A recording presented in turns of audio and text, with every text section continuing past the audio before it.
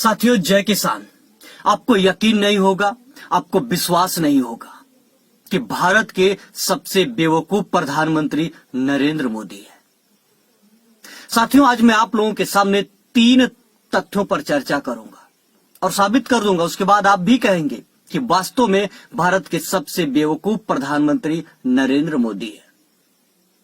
तो साथियों, आइए उन 3 पहलुओं पर चर्चा कर लेते हैं। सबसे पहले बात करते हैं लॉकडाउन की। देश में लॉकडाउन हुआ, सब लोग घरों में कैद हो गए, रोड पर सन्नाटा दिखा, पूरा भारत थम सा गया। लॉकडाउन का पालन चल रहा था कि केंद्र सरकार की एक गाइडलाइन जारी होती है कि अब अर्थव्यवस्था को चलाने के लिए हमारे पास पैसे ही नहीं है। यहां तक कि पेट्रोल और डीजल के दाम बढ़ा दिए गए। चलिए ठीक है, गाइडलाइन जारी होती है कि अब शराब की दुकानें खोली जाएंगी। तभी लोगों को एहसास हो गया कि अब सोशल डिस्टेंसिंग की धज्जियां उड़ेंगी। लेकिन हमारे प्रधानमंत्री जी को समझ में नहीं आया और अगले दिन शराब की दुकानें खुलती हैं। सैकड़ों और हजारों के तादाद में लोग शराब खरीदने पहुंचते हैं। सोशल डिस्टेंसिंग की धज्जियां उड़ती है और फिर कुछ दिन बाद हमारे प्रधानमंत्री जी टीवी पर आकर बैठते हैं और घोषणा करते हैं कि अर्थव्यवस्था को चलाने के लिए, पटरी पर लाने के लिए मैं 20 लाख करोड़ रुपए का पैकेज दे रहा हूं। जरा सोचिए कि अभी थोड़े दिन पहले पैसे ही नहीं थे, अर्थव्यवस्था को चलाने के लिए दारू की दुकानें खोलनी पड़ी और फिर थोड़े दिन बाद ये 20 लाख करोड़ रुपया कहां से आ गिरा। यही तो समझने की बात है।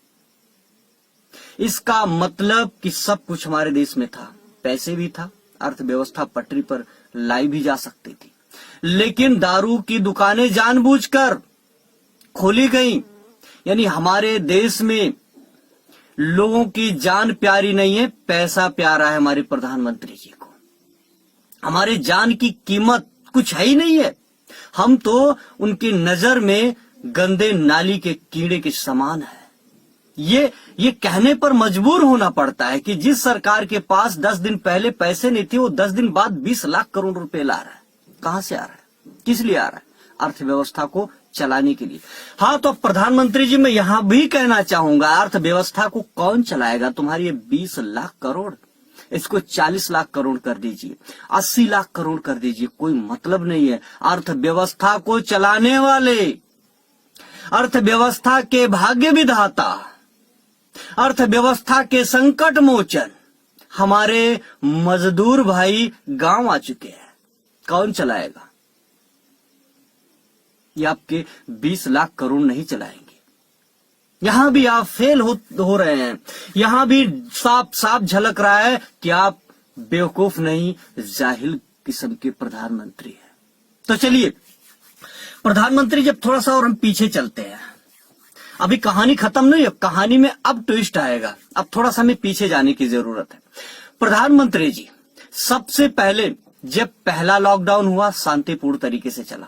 दूसरा लॉकडाउन हुआ, आपको दूसरे लॉकडाउन में टीवी पर आना चाहिए था और सीना ठोक कर कहना चाहिए था, जैसा कि आप रैलियों में कहते आए हैं, प्रधान सेवक, चौकीदार, 56 इंच, ये सारे शब्द अब इस्तेमाल होने चाहिए थे और कहना चाहिए था ठोक कर कि मजदूर भाइयों, ये आपका प्रधान सेवक, ये आपका चौकीदार आपके साथ है।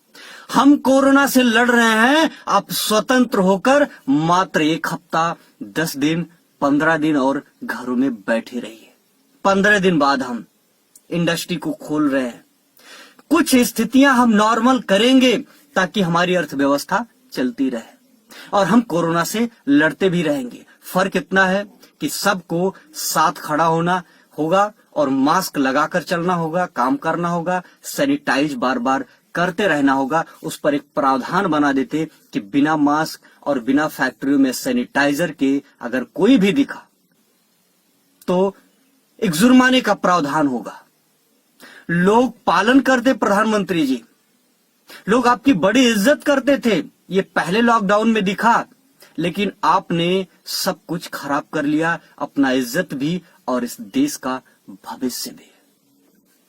तो प्रधानमंत्री जी, आपको विश्वास दिलाना था मजदूर भाइयों में कि मजदूर भाइयों, आप घर पर बैठिए, हम आपके लिए पैकेज की व्यवस्था कर रहे हैं। 10,000, 5,000, 20,000 की एक पैकेज बना देते कि जब तक आप बैठे हैं तब तक के लिए ये पैकेज है, आप लोग और सब्र कीजिए। और जो लोग बहुत ही मजबूर हो, जो लोग नहीं रहने की स्थिति में हैं, वो लोग चले जाएं और उनके लिए आप बाकायदा बस की व्यवस्था करा देते। ऐसे नहीं प्रधानमंत्री की जैसे आज चल रहे हैं, पैदल नंगे पांव, बच्चे को बैग पर लादकर और बैलगाड़ी को खुद खींचकर, ट्रकों में भरकर, ऐसे नहीं, उनके लिए बस की व्यवस्था करा देते और वो आराम से घर चले जाते। यानी 50% भी अगर घर चले जाते और 50% रुके रहते तो आपकी अर्थव्यवस्था को वो रन अप कर देते प्रधानमंत्री जी। लेकिन ऐसा हुआ कहां? ना तो आप मजदूर भाइयों को विश्वास दिला पाए, ना आप उनके साथ खड़े हो पाए। कभी जितनी बार आप टीवी पर बैठे, हम नहीं देखे, कभी नहीं देखे, आपका पूरा भाषण सुने, लेकिन कभी नहीं दिखा कि आप कभी भी गंभीरता से मजदूर भाइयों के लिए एक शब्द बोल दिए हो। कभी नहीं। वो मर रहे हैं, जिल्लत की जिंदगी जी रहे हैं ऐसे धूप में। अरे प्रधानमंत्री जी, पाप लगेगा। इतना तो अंग्रेजों ने भी नहीं सताया था जितना आप सता रहे हो। ये कौन सी हिटलर्स आई है, कौन सी हिटलर्स आई है? लोग मर रहे हैं, उनके लिए कोई योजना, कोई। अरे ये 20 लाख करोड़ भाड़ में जाए प्रधानमंत्री जी। मजदूरों ने तो साफ साफ कह दिया है कि प्रधानमंत्री जी, 20 लाख करोड़ से अच्छा होता इसकी घोषणा आप हमारे लिए मत करते, हमारे लिए बस उपलब्ध करा देते। और वैसे भी इन 20 लाख करोड़ों में वास्तव में मजदूरों को कुछ नहीं मिलेगा। ये मिलेगा तो उद्योगपतियों को, जिन्होंने आपको चंदा दिया है ना, उस चंदे को आपने कई हजार गुना में कन्वर्ट करके आप वापस कर रहे हो। और ये भी एकदम साफ तस्वीर है कि आपके बेवकूफियत ने, आपके मूर्खता ने प्रधानमंत्री जी, इस देश को अब 100 साल पीछे आप लेकर जाएंगे। ये भी साफ साफ झलक रहा है। ये देश अब 100 साल पीछे जाएगा, जिसके जिम्मेदार आप होंगे प्रधानमंत्री जी। तो साथियों, जय जवान जय किसान।